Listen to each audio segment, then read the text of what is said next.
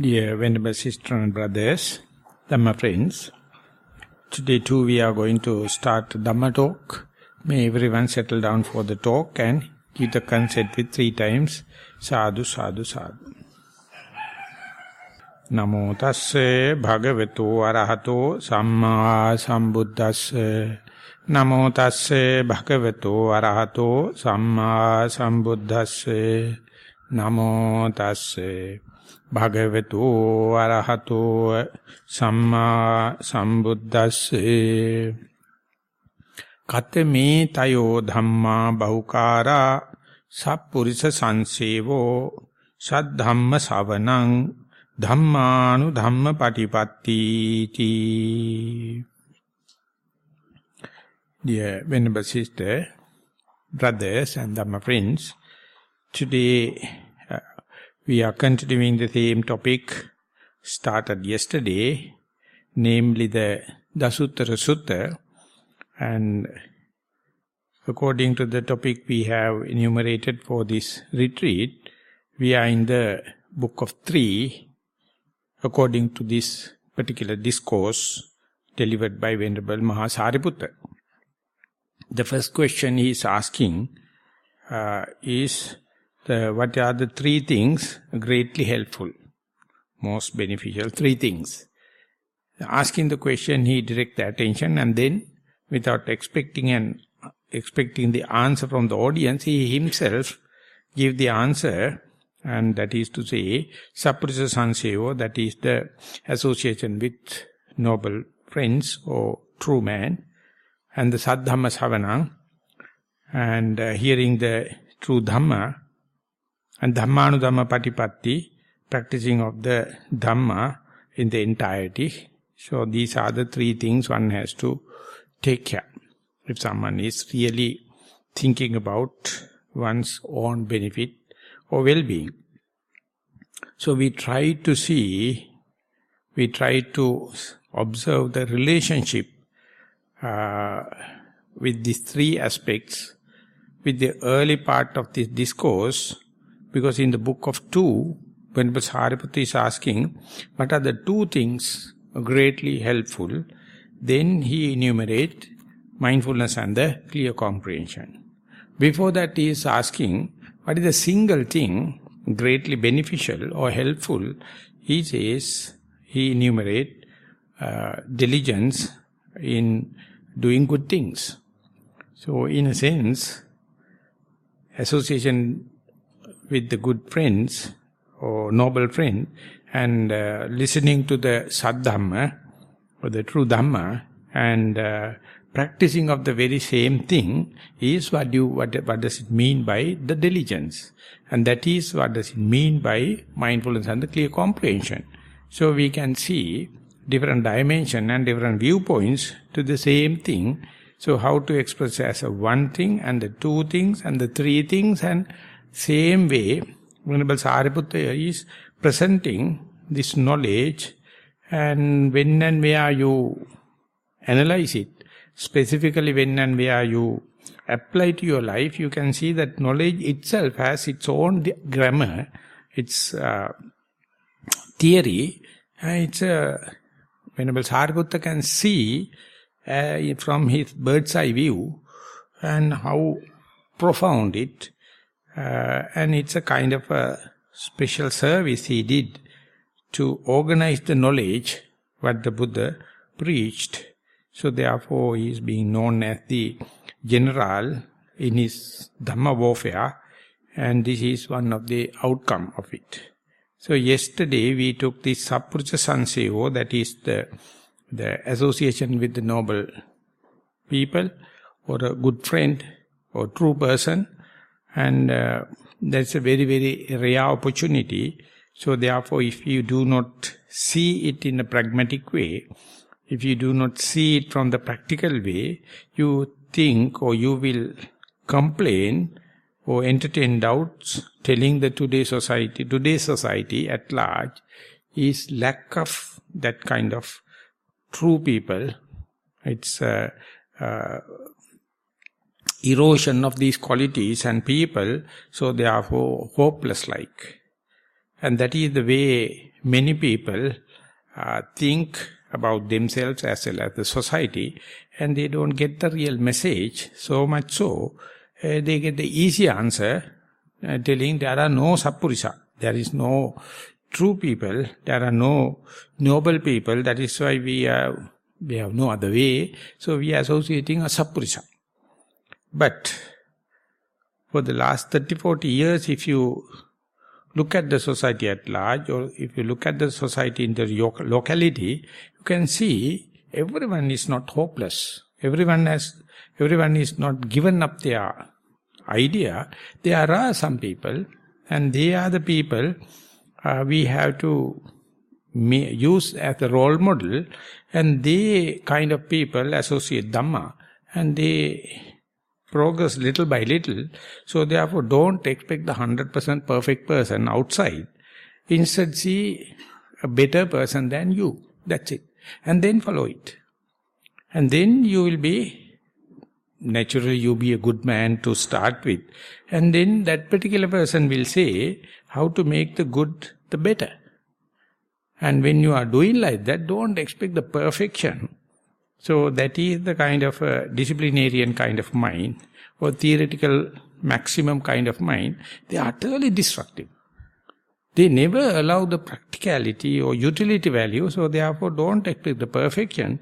Any person doing better towards the truth, towards the nobility, so you take Sappurisa Sanseva, the better person, and that must have kind of a contagious kind of a feeling for you. You also feel like doing better, and that is the word meaning to a beginner, the Sappurisa Sanseva. And this teaching of the Buddha, there are a lot of suttas explaining the qualities of Sappurisa.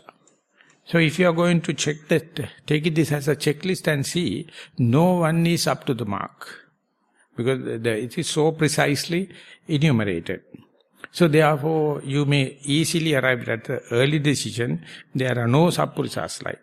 But the day you start with the practical person better than you, slowly you gain, you learn, you become little bit quality person and Sappurisa person, then you find more and more you become Sappurisa. Equally you find lot of people outside, they are maintaining it, but they are not advertising. They have no agenda. For them there is no religion. That's one of the basic qualities I have seen. The Sappurisa, they never highlight their beliefs. They are not highlighting their cultural decision. They are try to be human. That's a very good quality to start with. And more you try your best, then you find a lot of that kind of people, and ultimately that outlook, that kind of a viewpoint is giving kind of openness to you, giving kind of simplicity to you, a direct approach to you, and then you feel like doing something and progressing. And a very good sign for this progress is Saddhamma Savana. You are exposed to more and more to the profound Dhamma, and that is interrelated. Association with the noble people is often connected with Saddhamma Savana, so they are connected, relationships are there. So today I thought of taking this Saddhamma Savana, that means hearing the true Dhamma, and relationship you must not forget about. Always it is connected with the person. So therefore, when and where you come up to the point Saddhamma Savana, your journey more than 30% is finished. That means you get the pass marks. Already you have certain amount of Sappurisa or noble people, and you are exposed to Saddhamma. So that means now you are not a beginner, You are a fairly advanced person. Therefore, you have to appreciate your own present situation, and then only you will get encouraged to go further. So, Saddhamma, the Buddha himself enumerated 6 qualities of the Buddha Dhamma. Swakhato Bhagavata Dhammo, Sanditiko, Akaliko, Ehipassiko, Opanaiko, Pachattam Vejitabbo, Vinyuhi. We daily chant it, but hardly we go to understand the word meaning. Even if you understand the word meaning, there are no effort to get into our day-to-day activities. Because it is somewhat grammar understanding, linguistic or language-wise understanding, and hardly we have time for that kind of work. So we'll take little time to understand what does it mean by Swakhata. Swakhata means it's proclaimed by itself. So therefore there is no agenda necessary. There is no advertisement necessary. The Dhamma itself is proving by itself. So therefore Saddhamma is not belongs to Buddha. It is only rediscovered by the Buddha. So therefore Dhamma is an eternal theory or universal law, but the Buddha is take what is essential for the humankind, for the liberation. That part we call Tripitaka or Sutta Pitaka, whatever may be. There are huge amount not explained. And it is not necessary also. Whatever the Buddha presented is pertaining to the suffering and release from suffering. So this is handful of leaf-like. So that part, that Swakhata Dhamma, is called Adi Kalyana, Majje Kalyana, Paryosana Kalyana. The beginning of it itself is noble. The middle itself is noble. The end itself is noble. So therefore, any person, we can't say, is disqualified for Dhamma. Because Dhamma is very tasteful at the beginning. So therefore it is appear like meant for the beginners. But when you are passing the middle, that's also very juicy, very sappy, very tasty. And then you find, now only I know Dhamma. So early part was the Adi Kalyana, now you are in a Majje Kalyana. And when you go to the Paryosana Kalyana, that is your realization in this very life, there you may find, this is the aim of Dhamma. To come up to that level, you must have the beginner's understanding, middle understanding at the end. So therefore, when and where you are progressing in the meditation, in the sense progressing in mindfulness, you understand how much your Adi Kalyana, the very beginning part of the understanding of Dhamma, is making the groundwork for the Majje Kalyana, the middle part of the Dhamma, middle part. And then ultimately it is leading to the final part, consummation, and it is happening in a very nice way. So when and where we start the retreat, we try to give Dhamma, or particular part of the Dhamma, what is called Adi Kalyana. Adi Kalyana means tell each and every retreatant, these are the basics you must understand to qualify yourself to be a meditator, and not that you have not available them, but you have to appreciate the same. Simply say, to come to the retreat, leave behind your dear and near ones, leave behind your movable and immovable properties, and come and live in this situation, under the situation given here. It's a great sacrification. It's a great, you have done out of faith. And always remember that. If whenever you forget about that, you lose the beginning, and hardly meditators are appreciating it. If you take monks, when they renounce, and when they go to the teacher and say, Sabba dukkha Nissarana, Nibbana Satchikarannattaya, Imang Kāsāvaṁ Gahetva, Babbājetamam Bante. he go and keep the robes in his hand and say, worship the teacher, telling, Sabba dukkha Nissarana, in order to get rid of all the kind of suffering. Nibbana Satchikaranata, in order to realize the emancipation. Please, take in this robe, make me a gone forth. So exactly like when you are taking these 8 precepts, it's a huge embarkation. But soon after you forget that you have taken 8 precepts. Then you come and ask, Bhante, what will happen if I eat in the evening? So much of problems. And then ask, what will happen if I wear garlands and if I use perfumes? And you make it as a human rights and fight here. This is lacking facility, this and that. So you are the very person appreciated it and you are the very person undermining it. The moment you appreciate it and live up to the precepts, you all are like a garden, like a flowers. It's appreciable. Of course, there are some people, they can't maintain up to the maximum. But appreciation, we are living with 8 precept holders. What a blessing. What a kind of a sasana. We have forgotten about all our dear and near one, and this each and every thought moment, even though you may or may not be a successful yogi, but having this congregation, living here, always enough for someone to be contented with. So therefore, Adi Kalyana, your renunciation and coming here, is itself is a kind of a contentment. So when and where problem happen, when and where difficulty happen, when and where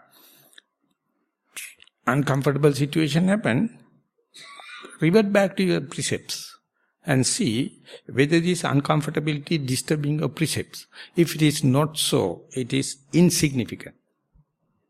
If it is disturbing your precepts, it's a grave thing. Then only we must talk. Then only we must find way out. Other things are not much important. So therefore, the Adhikalyana, it's a mere appreciation of already earned thing. There's nothing more to earn in the sense, if you are not appreciating what is here and now, you are utterly at lost. You will never gain something. So the very understanding, the Buddha, whenever someone come in front of the Buddha, unknown person, he guide the person with 4 stages: Sandaseti, Samadapeti, Samuttejesi, Sampahanseti. The first one is Sandaseti. The Buddha take time to enlighten that particular person. You are in front of the Buddha. It's a very rare opportunity. But the other person don't know. He do not know this is the person Buddha. And he do not know he is talking out of this compassion. And he do not know that his main aim, the main aim of the Buddha is to appreciate that you are in front of the Buddha. So it is the starting point. Once that is convinced, he says, please appreciate, samadapeti. This is not present life efficiency, present life skillfulness, because of the past life. You have accumulated so much of merits. Now the coincidence happens. But if you miss the bus, if you do not understand it, then again you are again at the 0 level. So imagine, that's the duty of the Buddha. That's the beauty of the Buddha. He convinced the other person, you are now a better opportunity, you are fortunate person, are you appreciating that? If it is not so, whatever the Buddha going to say, not avail, it is just a waste. Once he appreciated, receiving mind happens only, Samuttejesi, Buddha says, okay, now you are lucky enough, you are in front of the Buddha. Now I am going to tell you 3 kind of restraints, and you see it is a kind of a commitment. Samuttejesi. And then that particular person, he would say, I don't know what you are talking about. So far I was in indulgence of the sensuous pleasure. And the organs and the faculties, now you are going to say something about restraint. And if he's believing he is in front of the Buddha, If he is really appreciating, he will say, okay, Bhante, please let me know. We'll try our best. So if you have no that faith, if you do not have this credibility, you never try. So much of aliens, Buddha developed these perfections and credibility in order to get the attention of that particular person, in order to get the magnetizing effect of that particular person. Otherwise, who the hell on this earth embracing restraint? No one. And up to that point, it is a responsibility of the Buddha.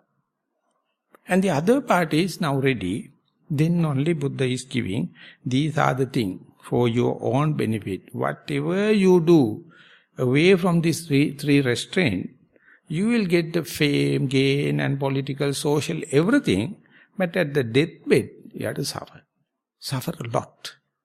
So instead, don't postpone it, don't throw away, don't put into the next life. Take time, because you are the only person who must take care about your well-being. No one on the earth. Then Buddha. The Buddha is such a person, and that is the point where Dhamma is coming to being. Dhamma is nothing but this for three restraint. So within these three restraint, that is to say Sila Sikha, Samadhi Sikha, Panya Sikha, take Sila Sikha, where is Buddhism? Where is the rituals? Where is puja? Nowhere. And take Samadhi Sikha, all the ritual puja become negative. You never meditate as far as you engage in this kind of thing. And when you go to the Vipassana only, you understand this is kind of a early part of your religious life. There should have some kind of rituals and all the things, but they are just at the Montessori level. It's an essential part of the Montessori level. Whenever you go to Sila Sikha, whenever you go to Samadhi Sikha, whenever you go to the Prajna Sikha, that means moral restraint, concentration restraint, and the wisdom restraint, just like you dissociate with your dear and near ones, just like you dissociate with your valuable and movable and immovable things, you have to let the people practicing these kind of things, don't disturb them, and you have to take your own time. And whenever the Buddha is giving these three restraints, if you are not magnetized to Buddha, if you are not have enough faith to the Sappurisa, hardly you can expect. That is why each and every person meditating in the family find all others are not supporting. They are not helpful because they have no faith. They are Buddhist by birth, in the birth certificate. But they don't understand. So therefore don't worry about them. They are blood related, but bloody fools. What to do? Even the Buddha is not worrying about them. The Sandaseti, Samadapeti, if these two stages are not there, Buddha never give Dhamma. We think, no, we are related and this is relationship, so therefore my duty to give Dhamma. No, when the pot is upside down, whatever the water you are going to pour, nothing go inside. Don't waste time. Don't waste this precious Dhamma. Dhamma come into practice, come into reality, come into your life in a very, very rare coincidence. Don't generalize it. To understand, we came to this life, we came to this mission with our personal background. So when and where Dhamma happens, the Adhikalyana is appreciation of your very qualities that you decided to renounce. Temporarily maybe, permanently maybe. That if you appreciate, associate those who have renounced rather than unrenounced people. If you are going to associate so much of other kind of people, you are the very person undermining your early decision. So, Buddha, dispensation of the Buddha is, there are some renounced people. There are some people with restraint, moral, concentration and the wisdom. So try to incline to this, lean to them, and ultimately you find living with these moral people itself is a endowment itself is a gain. So how much we are happy here and now, and that happiness, that gladness, that positive thinking is utterly connected to the concentration you are going to gain. So that very early part of appreciation, the Buddha given in the kind of a informal way. If you can't find the qualities of your co-meditators, you are utterly at lost. I am repeating. If you can't find your qualities of your co-meditators, instead if you see bad sign of the co-meditators, you miss the bus. And that is what happened in the religious centers. This is what happened in the meditation centers. This is what happened among the Buddhist circles. They always find fault with your co-practitioners, co-meditators. So much of fighting. They think they are not enough morally restrained, they are not enough concentration-wise restrained, not enough wisdom-wise. So they think it is my duty to correct the co-meditators. Ultimately you go into the chaotic to chaotic. And the day you understand each and every person is a precious jewel, of course there are some mistakes, but the moment you see Samaggana and Taposuko, among the meditators, whenever the peace going to happen, definitely each and everyone going to get a higher concentration. So there is just a moral aspect, social aspect. So this part I would say Adi Kalyan. This I would say positive thinking.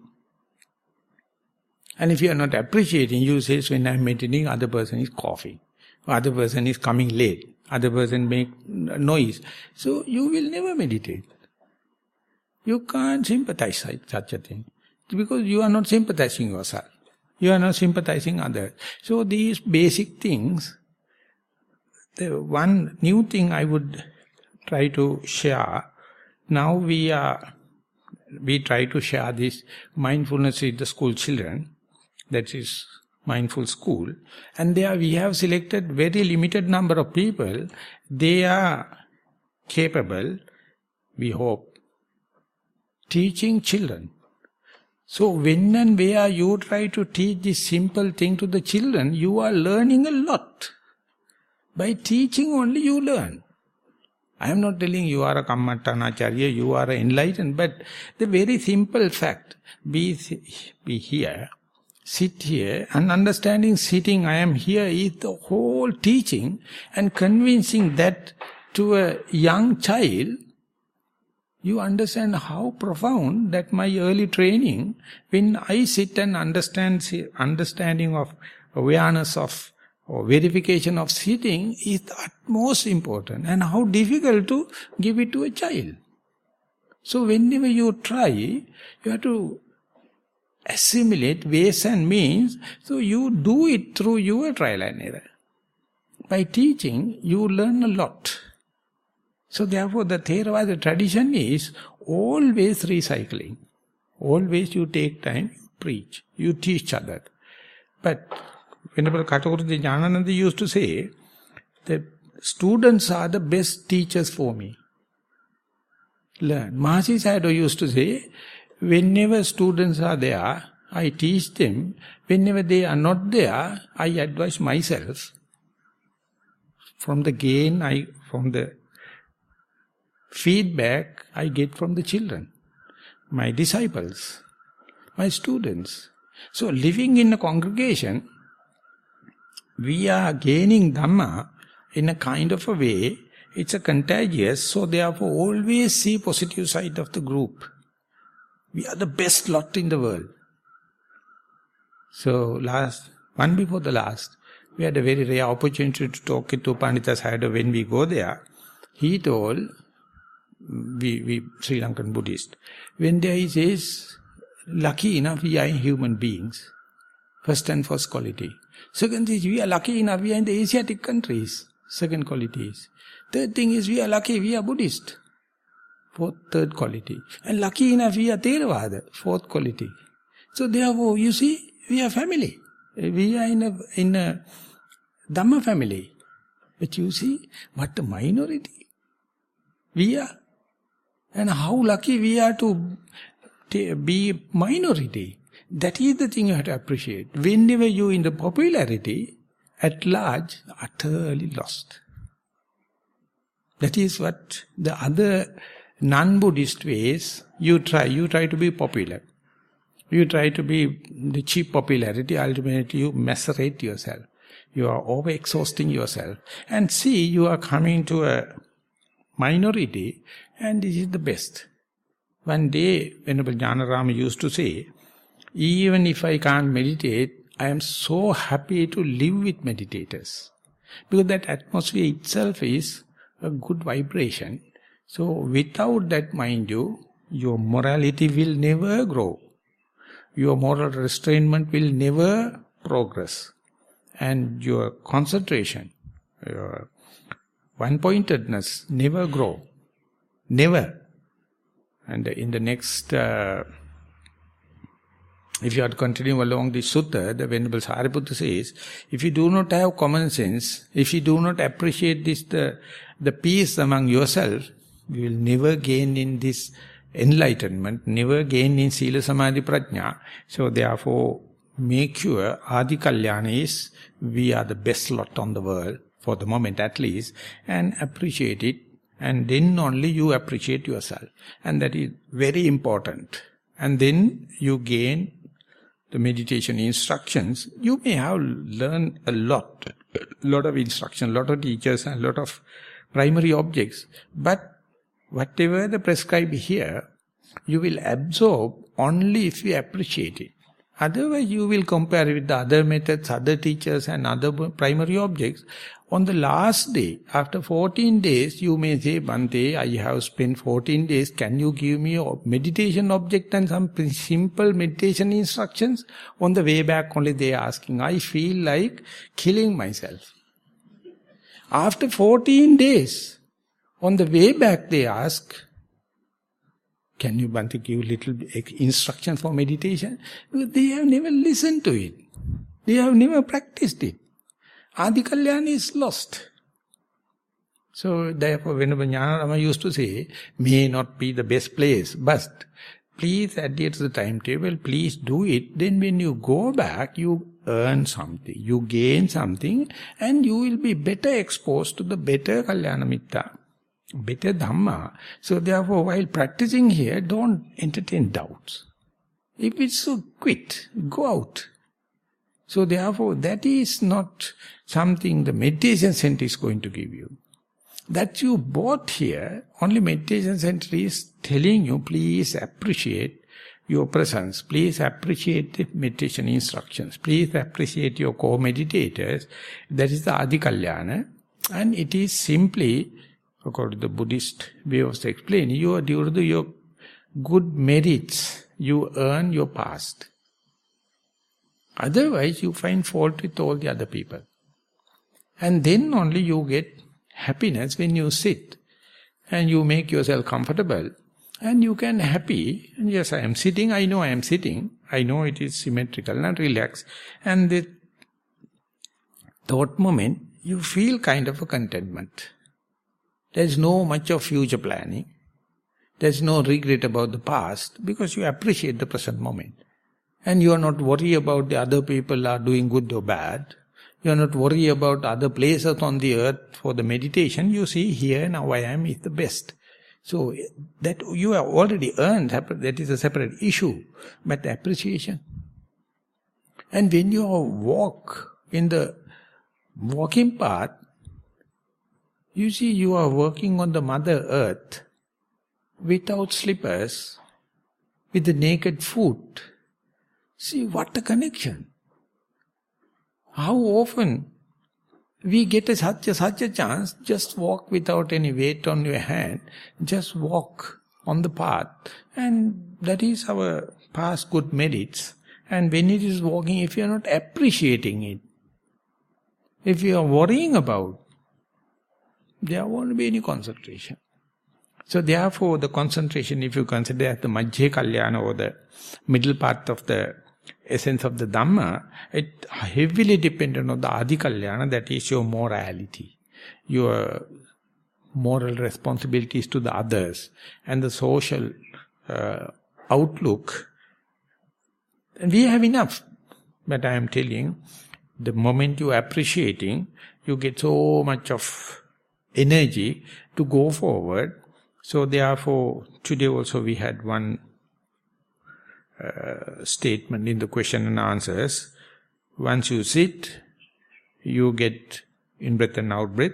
And when you are looking at the in-breath and out-breath, it disappears. Again, the mind come back to your body. Is it going backward or forward?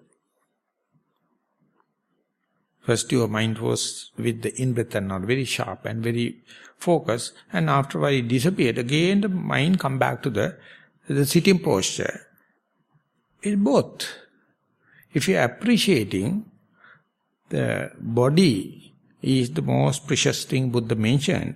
The Buddha mentioned it as olarika attapatilabha. It's a gross endowment you get as a human body. It's very rare. When compared to animals living on the earth, becoming a human and not disabled, and appreciating that human mind, because you are the only person, be aware here and now. Or be mindful and be aware that I am mindful. Not any single animal on the earth can do it. And when it is happening, you are here, you are appreciate it, and that is the proximate cause for the concentration to happen. So therefore, when and where it is happening, you appreciate dullabho manusatta patilabho. I earn this humanness, and I am the person happy about that. And then each and every moment you be with yourself, you gain the best. Whenever you are in the past, whenever you are in the future, whenever you are with another person, whenever you are thinking about the other person, it becomes inferior, it becomes diluted. So moment you become here now I am, and hardly you can find any concentration qualities in that thought moment. In that thought moment is a kind of an electric thing, impromptu thing, but continuity of that thought moment is, what is it called? The concentration. So if you are not appreciating the present moment, here now I am, you will hardly try to maintain it. So therefore, understanding, if you say, here now I am is the most precious thing, most important thing I achieved, then Adikalya, the beginning, and then you will try. And that is what we do, interviews, discussion, how many ways and means we know to maintain the already earned, here now I am, already earned mindfulness, already earned diligence, and already earned the present moment. And that is the whole what we call samatha bhavana, or samatha section, or meditation on the earth. And each and every person has their own ways and means, and potential-wise, each and everyone is the same. If you know what to do. But if you do not know what to do, then you will go in search of different teachers, different methods, different places. You will never get satisfied. So, Majjhe Kalyana, the middle path of the Dhamma is how to maintain or how to protect that already earned mindfulness, already earned thought moment of the mind. Here now I am, and when and where it is gathering the momentum, the benefits you earn immeasurable. For example, you can be one split second be mindful and then lost. After maybe 2 retreats or 3 retreats, you make sure not only one thought moment, I can maintain yet another one thought moment, and then you get lost. And after so much of effort, if you can report, I can be not only the 1, not 2, not 3 consecutive thought moments, and then only the Mahasi Shadow is taking the commentarial exegesis, and he says, then only you can verify that I have been mindful. The very moment you become mindful, you can't verify that mindfulness. It's the Chitta Niyama, It's a law in the mind. When and where you become mindful, in that very first thought moment, you can verify it.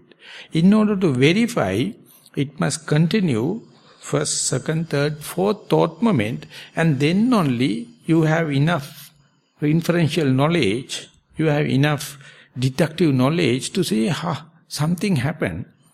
I have been mindful. And then the teacher is telling you, okay, now you not only mindful, you aware. You can verify the mindfulness, and you may express it in different ways, but the best thing you have to do is how to maintain the 5th consecutive thought moment, 6th consecutive thought moments, 7th, and when it is happening, you feel something reshuffling happening, something against the grain happening, and potential, the ability how to promote, you are equally potential with Buddha. Buddha and you exactly the same, only you have never consulted that part in your way of life so far. Now when you go there, you understand day by day, it's a lifelong experiment, how to be mindful in the first place, and then how to continue the mindfulness consecutively in thought moments, and the amount of benefit you are going to gain, hardly you can compare with the non-meditator. They will never understand this language, because they expect the pleasure, they expect the happiness with the visual objects, sounds, smell, taste, comfort, and pet ideas. But you gain it now, when and where no visual object, you are successful. When and where no sounds, you are successful. When and where no smell, no taste, no touch, no thing, you are successful. So this is called immaterial kind of a happiness, and only very little fraction of the people on the earth can at least appreciate it, because they know only the materiality. They know only the sensuous indulgence, or ultimately the Sigmund Freud mentioned, it is sexual indulgence. He told nothing but people are living for sex. Every life you can explain through the sex. The Buddha mentioned, if you have no association with the noble friend, your whole life is sensual indulgence. And you have classes, castes, high and low. Everything is about the materiality you earn. But if you understand but consecutive thought moments of mindfulness, 6 thought moments, 7 thought moments, 8 thought moments, and you feel kind of a contentment, if you feel kind of a solitude, if you feel kind of a peace of mind, you find only you can gain by absence of matter, absence of senses, absence of any indulgence, and there's a kind of contentment happening. So that we call samatha sukha or bhavana sukha. And when you go in to explain to the others, they will say you are mad. They will ask so much of people, more than 99%, 999 people are chasing behind the materiality, and you are talking nonsense, you are talking mystics, you are talking unscientific, and we are not with that.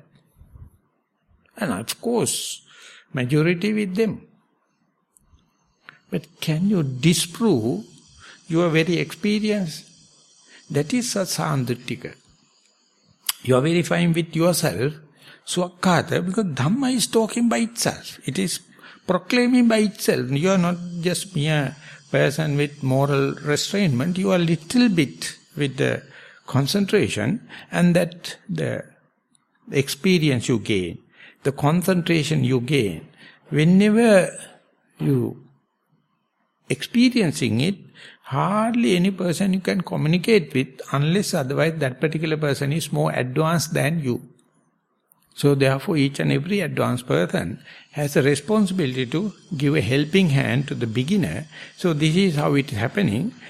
The most difficult thing is, you don't have the language, You don't have the methodology to express yourself. Because your sexual and sensual expression is utterly 100%. But whenever it is going to the spiritual part, you are dumb. You have no grammar. You have no languages. So therefore teachers has to tell them, teach them, whatever may be, best thing is to make a try and talk. And therefore, for my understanding, Venerable Mahasi Sayadaw not only invented the meditation system, but when people put into meditation, how to express it, never addressed in our contemporary time. He talked to people, got the people in face to face and let them talk. When and where you continue to mindful, please explain what you experience.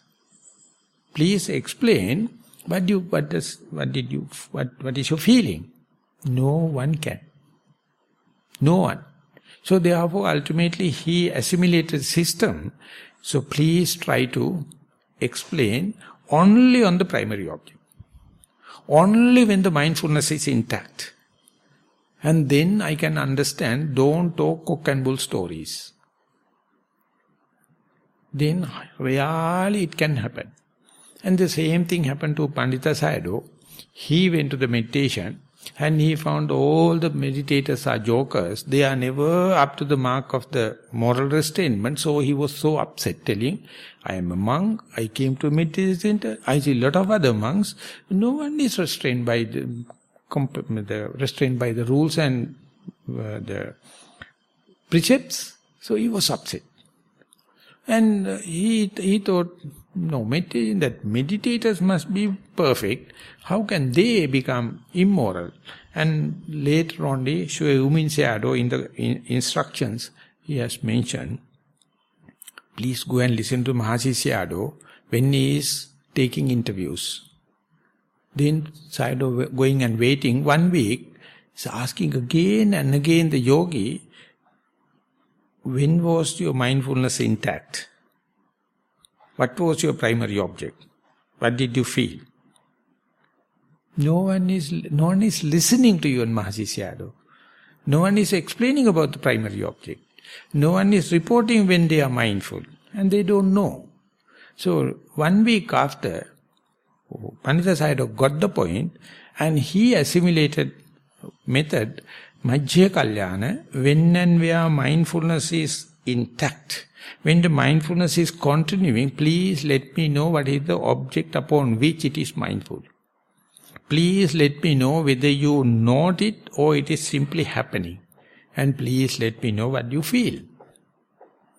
And when we were there was a poster in each and every door. When you go preparing the interview reports, please don't talk this and that. Just let us know. Even then, you people are very efficient in that sense. It took 18 months for me to understand this message. 18 months. How to report interviews. And throughout the 18 months, everyone knows I am an ardent practitioner. Each time an interview is a failure. And coming back, I never give up. So therefore, even Sayadaw was not blacklisted me. So after 18 months only, I knew how to report the Majjya Kalyana, when and where mindfulness is intact. When and where mindfulness, that means you know you are sitting. When and where you know you are walking. When and where you know you are brushing your teeth. When and where you do forward looking and sideway looking. How do you feel it? You don't see any value of that under the nose experience. Because we have so much of value for the history. We have so much of value for the geography. We have so much of value for the chemistry. We have so much of value for the physics. We have so much of value for the biology. So no chance for you to be with you. You don't know the language. And when where you learn it, you are less than a Montessori. You are more than just like an unborn baby. So you have to be a beginner. Daily give a try. And so much of failures, but the day you understand that is become the Aryan language or enlightened beings' understanding. You only believe what is verifiable. Rest of them is inferential, rational, deductive. Don't throw them away, but it's a main distraction for you to get the direct touch. Because the inferential knowledge is very, very prolific, very lucrative, appear like very profitable, and so you keep on dreaming, fantasizing, storytelling, but your direct touch. The moment you understand that, easily we can say this is Majje Kalyana, and each and every time you be here and here now I am, you never underestimate what you experience. It has not been seconded by another person, it is not come under the physics, it is not come under the chemistry, nothing. But that very understanding, and that is the language the Buddha is talking. That's a language the noble people are talking. And ultimately when you try to explain yourself, you find you have to be no one. You have to be in the present moment and express it. And when that is happening, you understand rest of it is, whatever you are talking, except that is gossiping, lying, exaggeration. Or sometimes maybe harsh. So when and where you are talking about the here now I am experience, only the meditators can understand. So therefore you will be easily outcasted. When you are restraining your talking only to the direct touch or verifiable, no one will be happy. And then you feel like cornered, outcasted, and not much social person. And still you have a chance, when you go to the noble people, they will appreciate it.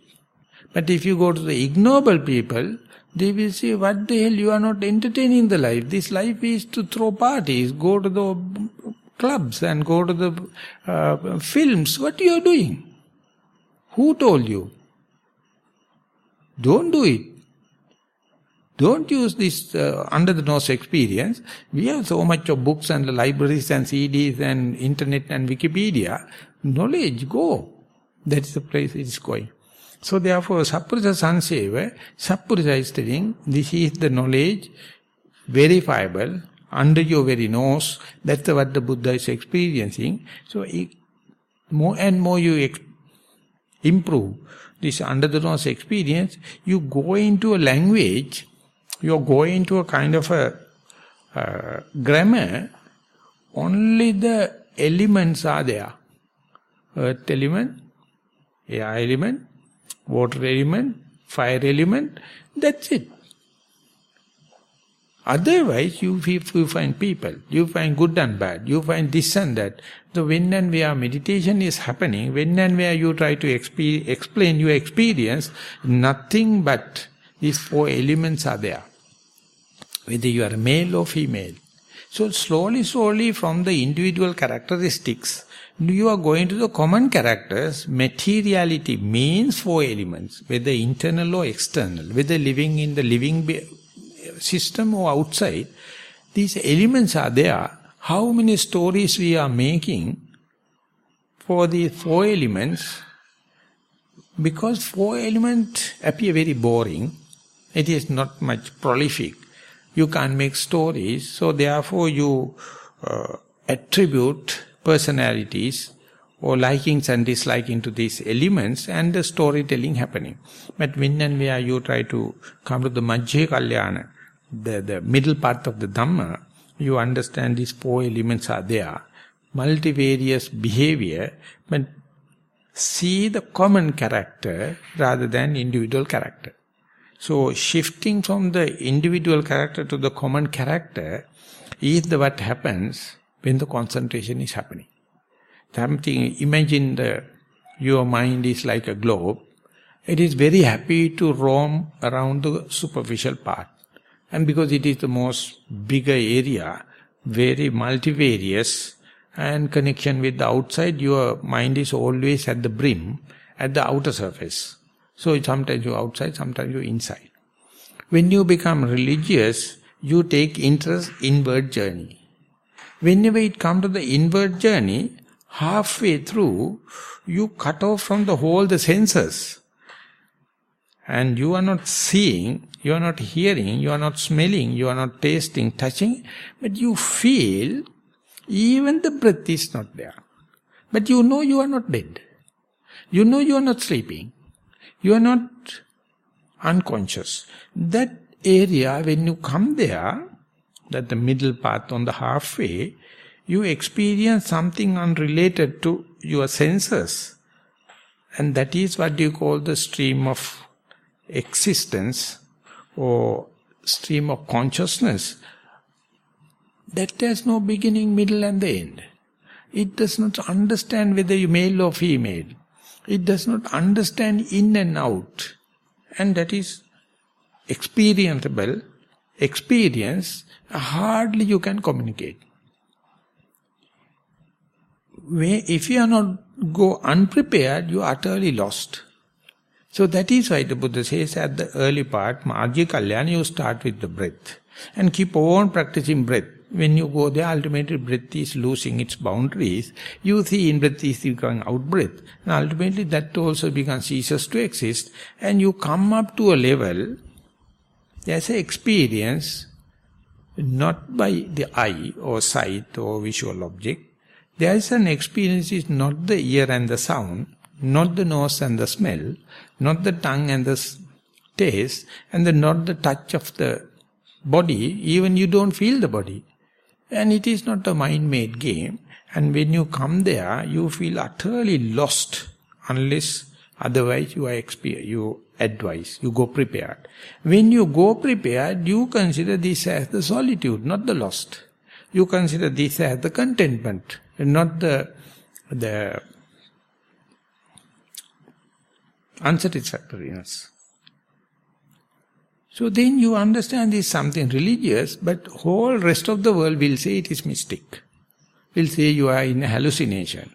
But you can verify it again and again. Again and again when you are verifying, you see within a very short period, individual characteristics, the superficial mind, go little bit into the middle, and you go there, you see it's a common character.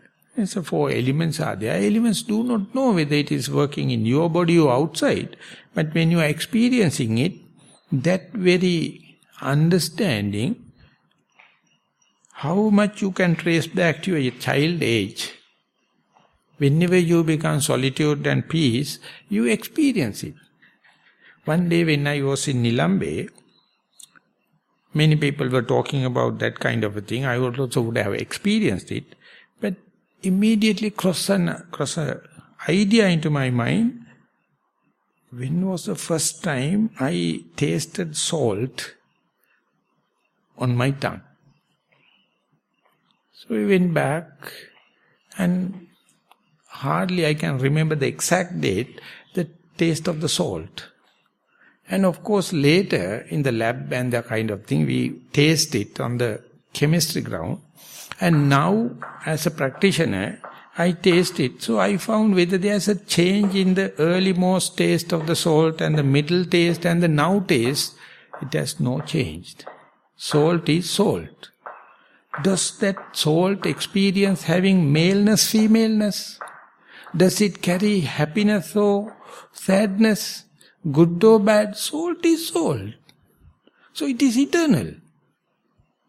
So you go, whenever you come to that boundless situation, you can go back, you can trace back, it is an inferential knowledge of course. Then you can see, when we were children, we had that kind of encounters, but we never thought it is experience of religion. We never thought it has any value. We thought it is something cornered, something lost. And therefore, ultimately, when the Buddha come and tell you, this is a very, very important thing, then only you understand solitude. Otherwise, you consider it as a outcasting or cornering or unsocial kind of thing. So this part, not that you are not lacking of it, but you don't know how to appreciate it. That is why yesterday I mentioned that one lady wrote a book. She says, born to be free, because we are born free. That experience, I have no time changing. Early also we had it, but we don't know how to appreciate it. We don't know how to delimit it. We don't know how to go prepared for that. So utterly, the concentration is nothing earned through meditation, but delimiting and understand this is what does it mean by non-related to the senses, there's a kind of experience. But this is not the enlightenment. This is the middle. So you have to now maximize it, make your way of life, to go into that situation while you are sitting, while you are walking, while you are eating, while you do whatever may be, because that situation never leaves you.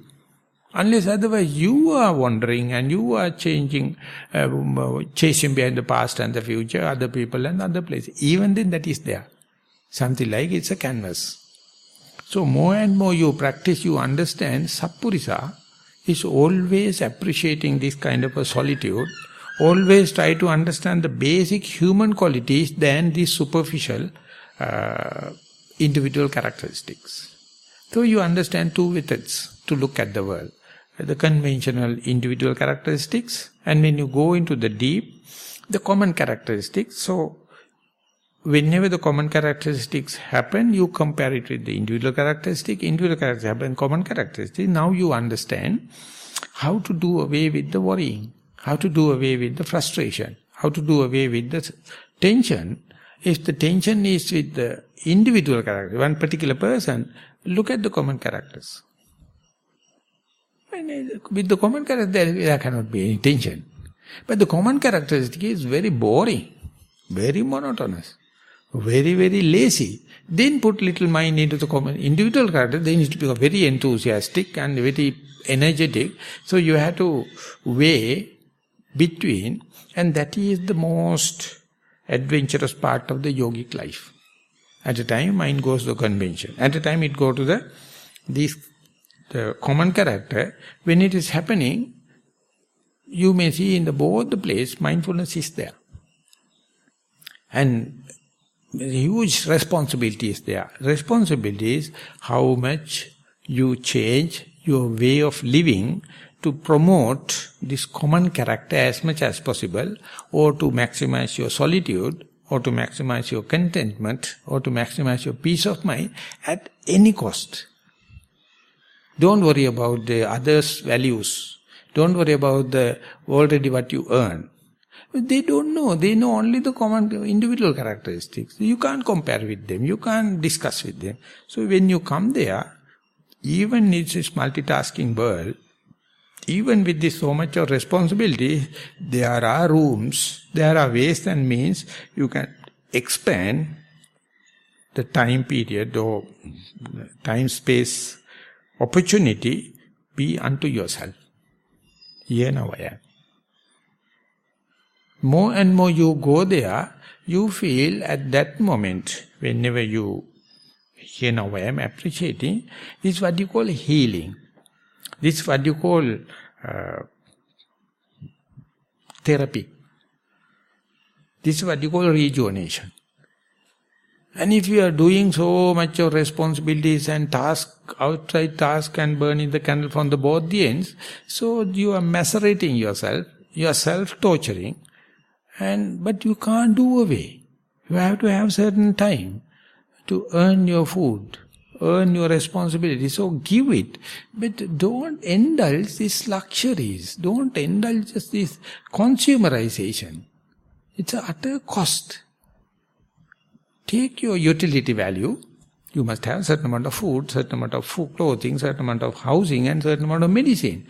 Do, but make use the balance. Then your sandittika, the swakhata character, you can verify little by little, and then you can see there are some people simple living, high thinking. And there are people. And that is the most inefficient part of you people. You never reconsider the way of life. You try to get the enlightenment fit into your way of life, it's utter failure. Once you expose to this kind of experience, you must reshuffle it. You must try to maximize this experience and do away with any kind of your likings and disliking, personality traits, karmic forces, improve it, and you find enormous, no boundary. And more you keep the steps, forward step. Each and every one you reiterate, you reconfirm, your way of life is utterly your decision. Earlier it was like a terms and conditions interpreted by your omnipotent, omnipresent God, or your past karmic forces, or your liking and disliking. No, yes. But when you come up to that level, you see, you can change it, you can interpret it, and ultimately you find if you are attributing to someone, that is your bankruptcy. Nothing but. It is completely yours. Then this is Majja Kalyana. Still you are in the spiritual path. With that only you can go forward to earn this wisdom training, whereby even though you are training such a deep, profound thing, don't forget about the common sense. You must live with the other people. So to say, they must not understand you are a special person. They must not understand you are meditating. You must live in such a way, walk with the people and work with the people and walk with the kings equal way. While you are walking with the kings, you are walking like the royal guest. But when you work with the other people, you know how to do it. And there you are hiding your all the qualities and live in the normal way. But when you keep on practicing, it says when a big wind is going through the forest, no one knows that wind has gone through the forest. Instead the army platoon is going there, you can see marks. Fire gone there, you can see marks. But when the wind goes through a forest, no one knows. So therefore, whenever the wisdom training going to happen, you do all the marvels, but you never leave any sign. So that means no karmic forces, no sankhara. You monitor it in such a way, everything happening. So you know how to take the main advantage of it, and you run a frictionless path, and there, if you wish, read the Thero Gatha, Theri Gatha, they explain. The way I left path, I trod the path without signs. All the other places you see, whenever you prepare a building, you put a plaque and say so and so is doing that day, this day, and all that, they are shitting on the building. Shitting on the building. Leave the building as building. You walk around in the Nissarana, nowhere you find. There are a few places I put some plastic and cover it because I feel ashamed. Some people wanted to put their name. So your path is such a one. When you're training in the wisdom training, even if you go on, you don't know. Not necessary. To enter a sermon, I will at this one, very recently our local Inamate passed away. When I was in Anuradhapura. So all of a sudden I told him, what a lucky person. Because that day till 5 o'clock he was working here and went home, 2 heart attacks at 3 o'clock and 5 o'clock in the midnight, passed away, finished. So I had no chance to go to the funeral, but I visited and I found he got the respect and the appreciation more than Venerable Jnanaram. I said, what a lucky person, because I experienced Venerable Jnanarama's passing away. No one knows. There's such a person living here for 25 years.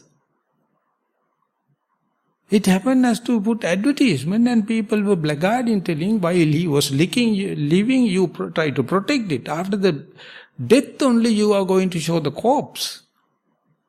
You have done a crime. No one knows. It is not a necessity. That's the wisdom.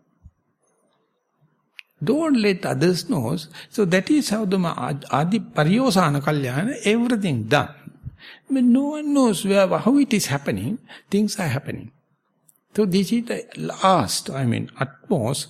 So therefore when you are practicing, at the beginning you leave marks. There are footmarks and kind of so.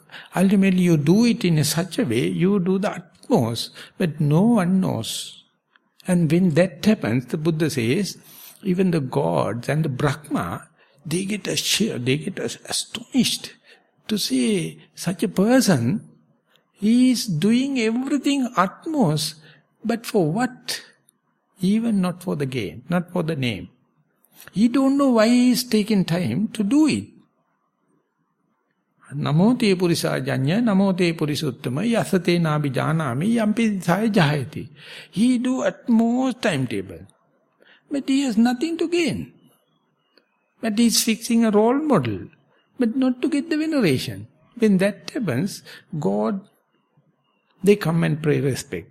Brahmas come and pay respect because all the people are doing without the minuous agenda behind. But when the meditation go to the peak, the Paryosana Kalyana, no agenda.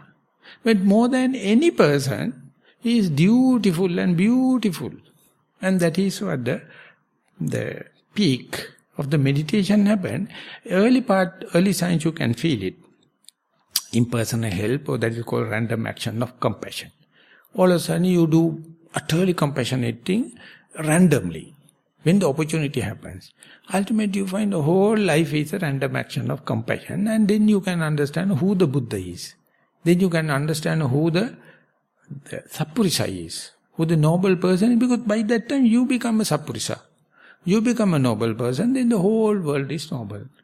So I hope at the end of the 14 days, each and everyone will be a noble person.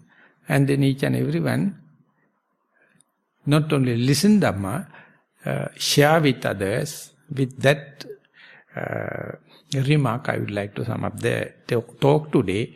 Thank you very much for listening.